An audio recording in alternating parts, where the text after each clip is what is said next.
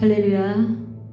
하나님만 바라보는 사람들 TV에 오신 여러분 사랑하고 축복합니다.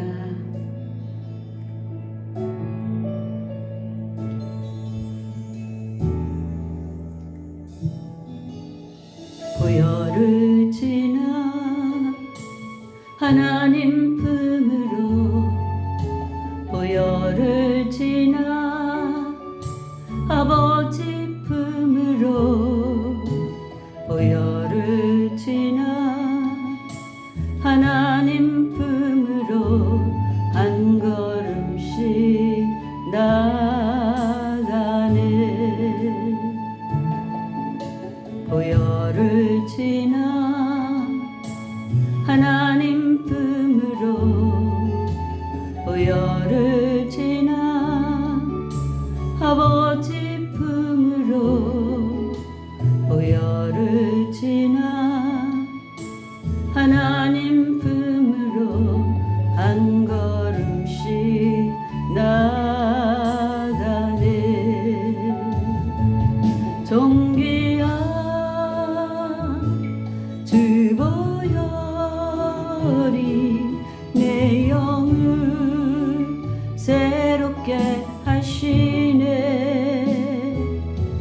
존귀한 주 보혈이 내 영을 새롭게 하네.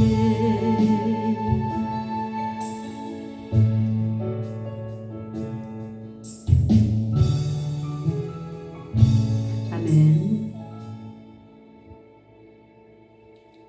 오늘 은혜 받을 주제의 말씀은 신앙생활은 그리스도를 먹는 것입니다.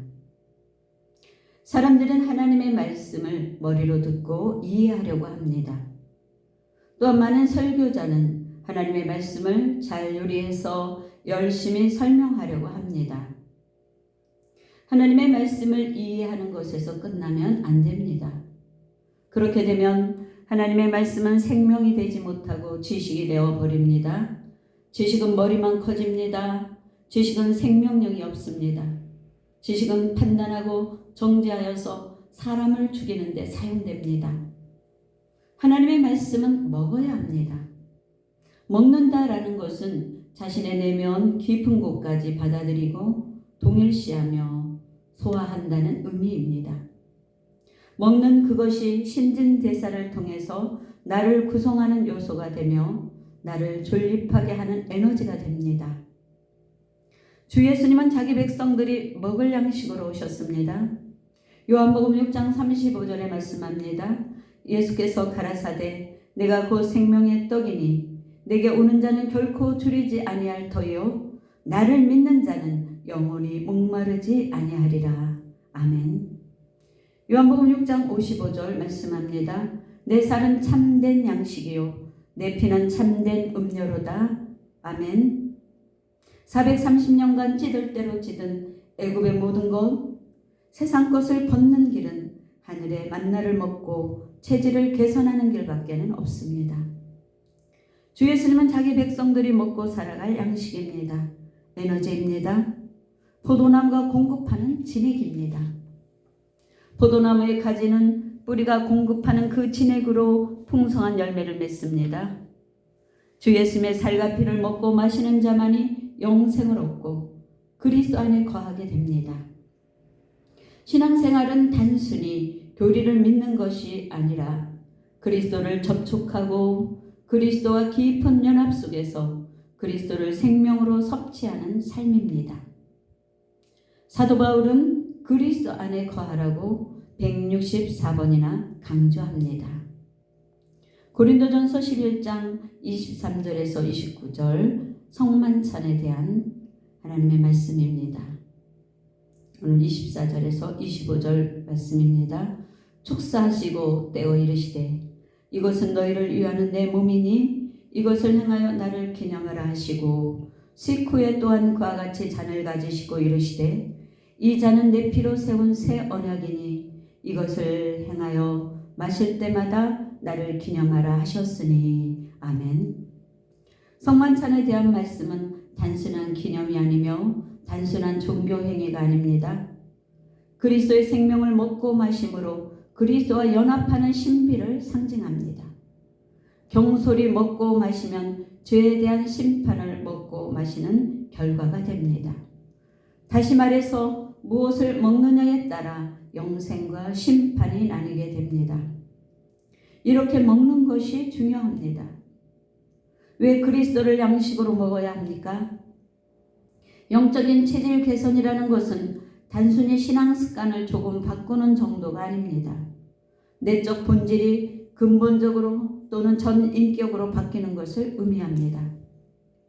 성경은 그 근본적인 변화가 그리스도를 생명의 양식으로 먹는 것에서 온다라고 말씀하십니다. 그래서 주 예수님께서 친히 이렇게 말씀하십니다. 요한복음 6장 51절입니다. 나는 하늘에서 내려온 살아있는 떡이니 사람이 이 떡을 먹으면 영원히 살리라 라고 말씀하십니다. 이 하늘에서 내려온 살아있는 떡을 먹음은 단순한 상징을 말씀한 것이 아닙니다. 주님의 인격과 말씀 그리고 십자가 부활의 실제를 우리 영혼 깊이 받아들이는 것을 말합니다. 말씀을 먹는다는 것은 구약에서 에레미야 선지자가 말합니다. 에레미야 15장 16절 말씀합니다. 내가 주의 말씀을 얻어 먹었사오니 아멘. 말씀을 내 안에 흡수하는 것을 말합니다. 말씀을 먹는다는 것은 주님을 묵상하고 교제하는 것을 말합니다. 기도를 통해 그분의 생명 흐름이 내 안에 스며들게 하는 것을 말합니다. 들은 말씀과 받은 은혜를 삶 속에서 순종할 때 그것들이 내 체질로 동화됩니다. 그리스도를 날마다 먹는 영적 식사가 반복되면 죄와 세상의 독소가 해독되고 하늘의 성분이 우리의 영혼과 인격 속에 점점 스며들어 하늘 생명의 체질로 변화됩니다. 그것은 마치 더러운 물을 담은 컵에 수도관으로부터 맑은 물이 계속 부어지므로 더러운 물은 사라지고 맑은 물만 담는 것과 같습니다. 결국 그리스도의 형상으로 변화됩니다. 또한 그리스도를 먹는다는 것은 생명을 유지하기 위해 먹어야 합니다. 요한복음 6장 53절 말씀합니다. 너희가 인자의 살을 먹지 아니하고 그 피를 마시지 아니하면 너희 속에 생명이 없느니라. 아멘. 그리스도인은 주 예수님의 생명을 지속적으로 공급받아야만 영적으로 살 수 있습니다. 출애굽한 이스라엘 백성들은 홍해를 건너서 광야로 왔습니다. 그들은 애굽에서 구원을 받았습니다. 하지만 그들의 몸은 애굽에서 나와서 광야에 있지만 그들의 생각은 애굽에 있었습니다. 마귀의 통치 아래서 하나님의 통치 아래로 옮겨졌습니다. 마귀의 백성에서 하나님의 백성이 되었습니다. 신분상으로 그렇게 된 것입니다. 그러나 그들의 수준이나 내용은 아직 애굽의 모습 그대로입니다. 그들의 수준이 하늘 수준이 되고 하나님의 백성으로 하나님의 자녀로 살아가려면 하루아침에 되지 않습니다. 40년 긴 광야 생활이 필요합니다. 애굽의 체질이 가나안의 체질로 바뀌고 땅의 체질이 하늘의 체질로 바뀌는 시간이 필요합니다. 그들이 영적인 체질로 개선되는 시간이 광야의 생활입니다. 주 예수님은 포도나무요, 우리는 가지입니다. 우리는 포도나무에 붙어 있어야 뿌리로부터 진액을 공급받습니다. 그리스도의 생명으로 거듭난 성도는 그리스도의 생명의 씨로 성도 안에 심겨졌습니다. 이 생명의 씨가 자라서 열매를 맺으려면 지속적인 그리스도의 생명 공급이 필요합니다. 신앙생활은 무엇을 먹느냐의 싸움입니다. 세상 온갖 영적 정크푸드로 가득합니다.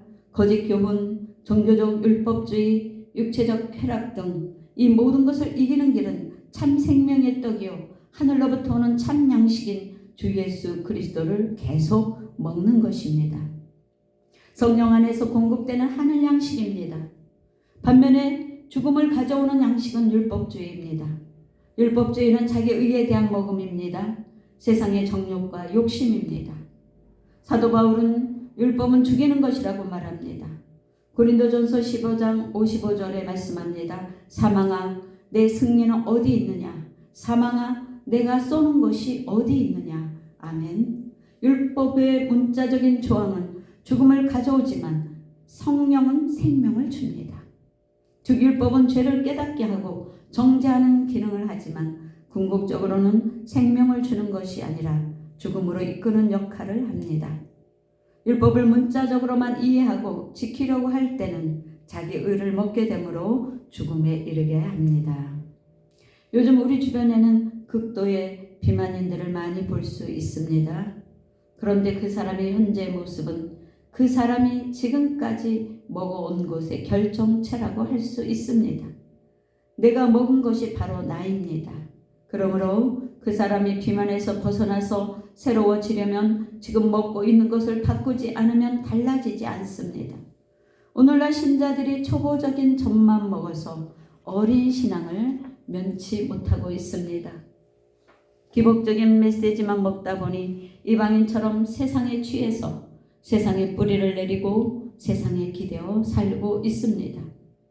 은사적인 메시지만 먹다 보니 기적과 이적만 쫓아다닙니다. 정상적인 그리스도인이 되고 장성한 그리스도인이 되려면, 주님이 기뻐하는 그리스도인이 되려면 단단한 음식을 먹어야 합니다. 사람은 먹은 대로 된다라는 원리는 육체뿐 아니라 영적인 세계에서도 정확히 적용됩니다.